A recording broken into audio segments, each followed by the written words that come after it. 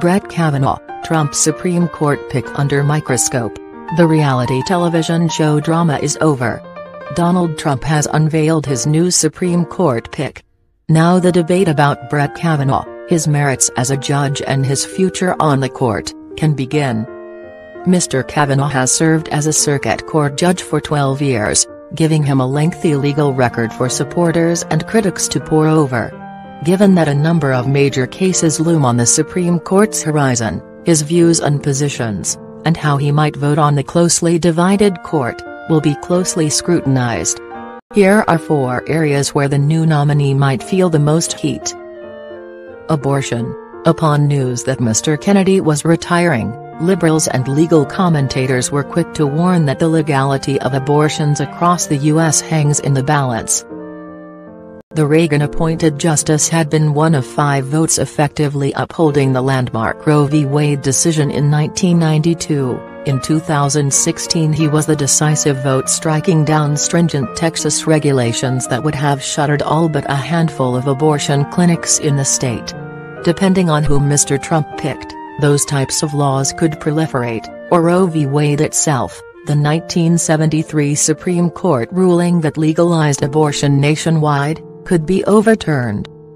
Social conservatives were pining for a more clearly anti-abortion choice, like Judge Amy Coney Barrett. Mr. Kavanaugh's nomination gives them some reason for pause. While he disagreed with a circuit court decision allowing an undocumented immigrant teenager in government detention to seek an abortion, in the mind of anti-abortion advocates he was not sufficiently forceful in his dissent. In another case, Mr. Kavanaugh sided with a group of priests who did not want their government-mandated health care plans to offer contraception, but, in his opinion, he noted that the government had a compelling interest in providing such insurance coverage.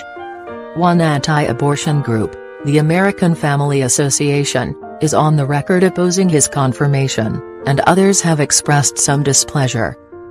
On the other side of the political divide, abortion rights groups have been sharply critical of Mr. Kavanaugh. They point to his use of the term abortion on demand in his decision on the teenage immigrant as an example of his endorsement of anti-abortion language. And virtually any Trump pick was going to be attacked, given that the president explicitly promised during his campaign that he would pick Supreme Court justices who would overturn Roe v. Wade. On the docket, it probably won't be long before the truth about Kavanaugh comes out. An Iowa law banning abortion once a fetal heartbeat is detected, as early as 6 weeks into pregnancy, is already being challenged in court and could work its way up to the Supreme Court in just a few years.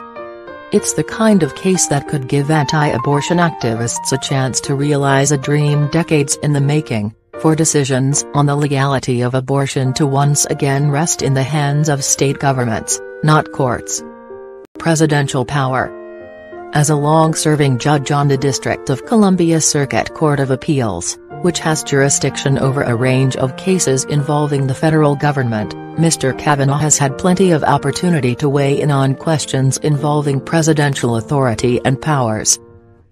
In January, he dissented from a decision upholding a law that prevents a president from removing the head of the Consumer Finance Protection Bureau, a government agency created during the Obama administration to oversee the credit card, student loan and mortgage industries, ruling that it was a violation of executive authority. Perhaps most noteworthy, in 2009 Mr. Kavanaugh penned an article for the Minnesota Law Review in which he argued that Congress should pass a law shielding presidents from civil lawsuits and criminal prosecution while in office. "The president's job is difficult enough as it is," he wrote. "And the country loses when the president's focus is distracted by the burdens of civil litigation or criminal investigation and possible prosecution." On the docket, it doesn't take an enormous stretch to imagine where this sort of logic could come into play. There are already rumors aplenty that Robert Mueller's special counsel investigation into possible ties between Russia and the Trump presidential campaign could be considering obstruction of justice charges against the president. Such a move would almost surely lead to a legal challenge that ends up before the Supreme Court. In one final ironic twist, Mr. Kavanaugh was an assistant to Ken Starr's long-running investigation of President Bill Clinton in the 1990s, and back then he helped argue that the then-president could be subject to criminal charges. Immigration. Mr. Kavanaugh was reportedly the preferred choice of White House advisor Stephen Miller, the iron fist behind Mr. Trump's immigration policy. That should speak volumes about how the administration views the new nominee's position on this hot-button topic. In particular, immigration hardliners point to a 2014 Kavanaugh dissent in which he laments that a skilled visa program was being used by a restaurant to bring in foreign laborers. Mere economic expediency does not authorize an employer to displace American workers for foreign workers, he wrote. In another dissent, Mr. Kavanaugh wrote in 2008 that a union election should have been voided because undocumented workers had participated. Several other names on Mr. Trump's Supreme Court shortlist had been derided by grassroots conservatives as being pro-amnesty for undocumented migrants, Raymond Keflage, or having done free legal work for undocumented migrants, Thomas Hartman. On the docket, it is probably only a matter of time before more of Mr. Trump's immigration actions come before the court, perhaps including one of the legal challenges to his border enforcement policies that have resulted in the separation of undocumented immigrant families.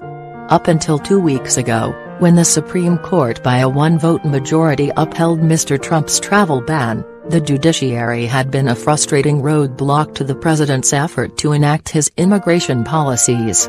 Mr. Kavanaugh, at least in the minds of the immigration hardliners, will keep the end of the legal road clear. Bureaucratic power. It's not as sexy as the other topics on this list, but one of the areas where Mr. Kavanaugh may make the biggest impact is his firm views on the need to curtail the power of the federal bureaucracy. It all goes back to a 1984 decision, Chevron v. Natural Resources Defense Council, in which a unanimous court held that when congressional intent in crafting a law is unclear, the executive agency in charge of administering that law should be given wide latitude. The Chevron precedent has effectively given presidents, and the executive branch, significant power to interpret laws as they see fit, often to the dismay of small government conservatives.